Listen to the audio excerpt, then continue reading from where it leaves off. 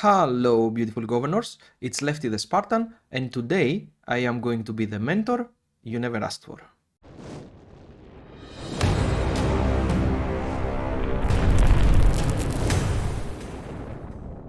In this video, I am going to give you all the answers you need as a new player, free to play or low spender to help you minimize your mistakes. The fewer mistakes you make, the better your experience is going to be, especially if you are not putting money into the game. I will be covering a variety of topics. All the topics will be listed below in the description with timestamps, so you can easily jump to whichever topic interests you the most. Let's dive into the basics first. You should start with China as your civilization.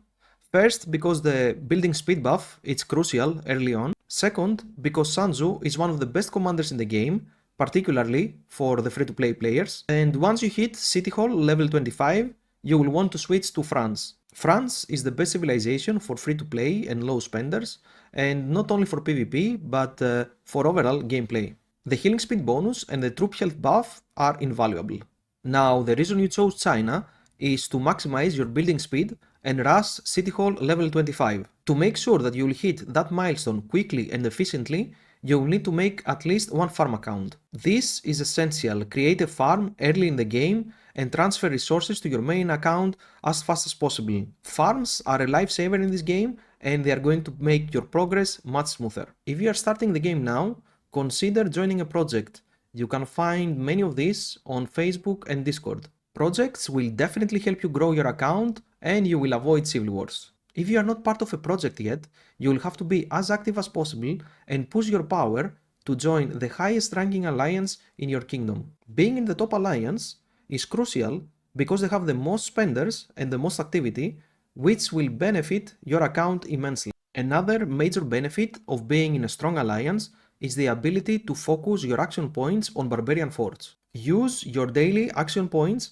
to farm barbarian forts as much as possible.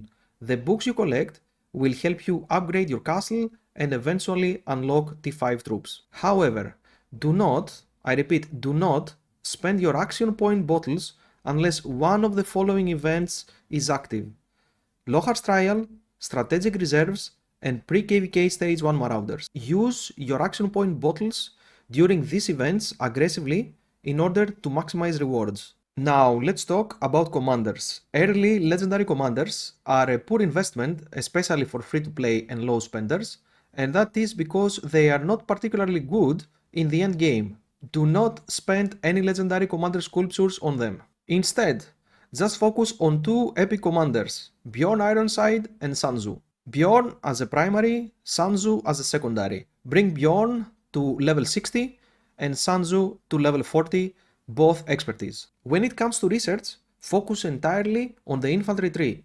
As a free-to-play or low spender, what you need at the beginning is one very strong march. Unfortunately, you can't afford multiple powerful marches early on, so you have to make that one march count. One of your biggest goals should be to reach VIP 14 as quickly as possible. At VIP 14, you will start earning 3 legendary commander sculptures every day, which is a game changer for the end game when you need to invest in the best commanders. Aim to accumulate at least 50,000 gems before investing and always try to spend those gems during the More Than Gems event for extra rewards. Another significant milestone is crafting your first legendary equipment set. A march without equipment is a weak march. As a low spender, you must focus on one march at a time. After completing a full legendary set, you can move on to the next.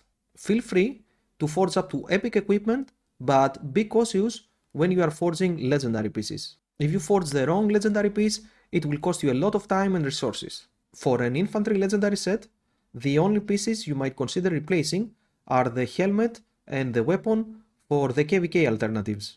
I have all the legendary item recommendations for each march pinned in the equipment section of my Discord. Materials are the most time-gated currency in the game, so every decision counts. Since we are on the topic of equipment, one of the most impactful things you can do for your account is to stay active.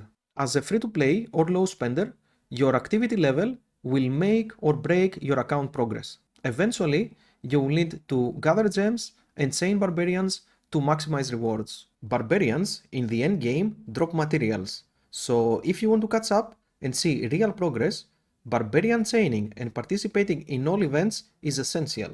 For low spenders, the key to success is smart investment. Always buy the most valuable items for your account. Prioritize pop-up bundles except of those with the dazzling stars. Lucerne scrolls are a solid investment, and so is the 7-day material supply and the 30-day gem supply. In the early game, one-time purchase bundles also offer great value. Remember, Rise of Kingdoms is a marathon, not a sprint. Every day will be fun, but it's important that you think long term. It will take time to get your first legendary commander pair in KVK3 and start dominating. Your first meta pair should be Scipio Prime and Liu Che, both infantry commanders, and your infantry focused research is going to serve you well here.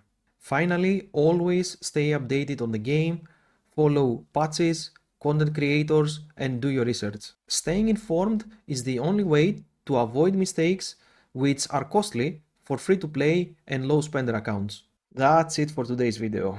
Feel free to ask any questions on the comments below, on my Discord, or on any of my lives. If you learned something or had fun, please do me a favor, like, subscribe, comment, and share. All that stuff really help a small channel like this. As always, much love fam, and see you on the next one.